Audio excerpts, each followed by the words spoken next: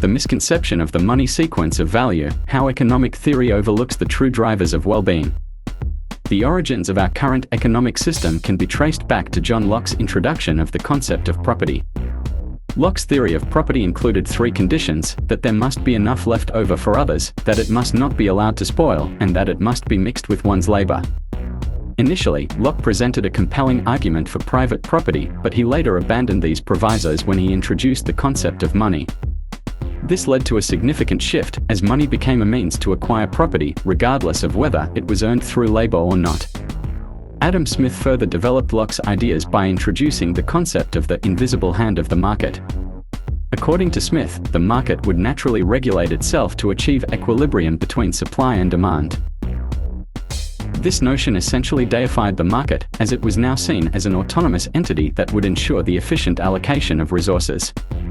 Smith also believed that the poor would be limited by the scarcity of subsistence and that nature would deal with this by eliminating their children. This callous view of the poor highlighted his blindness to the immense suffering caused by poverty and inequality. The ideas of Locke and Smith have had a profound impact on modern economics and society. Their theories have contributed to the rise of capitalism and the belief in the self-regulating nature of the free market. However, the flaws in their theories, such as the lack of consideration for social justice and the environment, have led to many of the problems we face today, including inequality, poverty, and ecological destruction.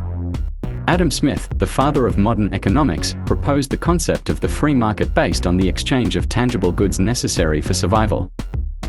However, the rise of financial trading, where money is made solely by moving money, has diverted the focus of economic activity away from tangible goods.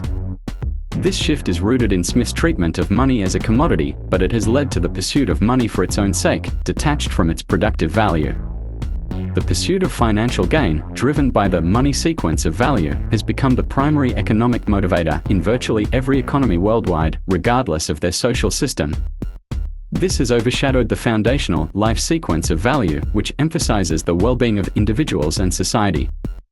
The result is a situation where economic activity is dominated by financial transactions and speculative investments, often at the expense of the real economy and societal well-being.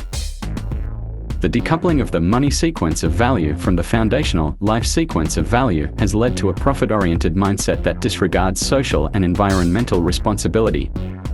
This has contributed to a system where economic success is measured solely in terms of financial gain, often at the expense of sustainable development and the well-being of future generations.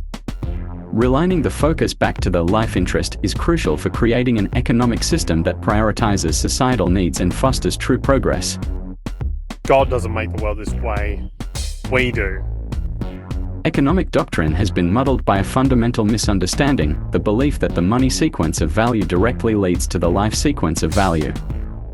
This misconception arises from the notion that increased sales, rising gross domestic product, and other economic indicators automatically translate into enhanced well-being, leading to the assumption that GDP can serve as a reliable barometer of societal health.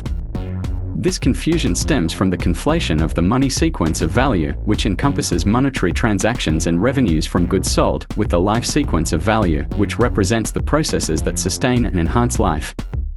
By conflating these two distinct sequences, economic theory has built in a fundamental flaw that becomes increasingly perilous as the money sequence of value becomes detached from actual value creation. Economics is not a science. This systemic disorder has dire consequences. As the money sequence of value diverges from the production of tangible value, it transforms into a self-perpetuating cycle of financial transactions that no longer reflect genuine economic activity. This decoupling leads to a situation where economic growth and financial gains are achieved without a corresponding increase in well-being or sustainability.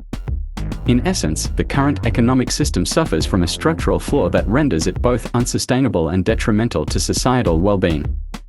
This systemic disorder poses a significant threat and demands urgent attention and fundamental restructuring.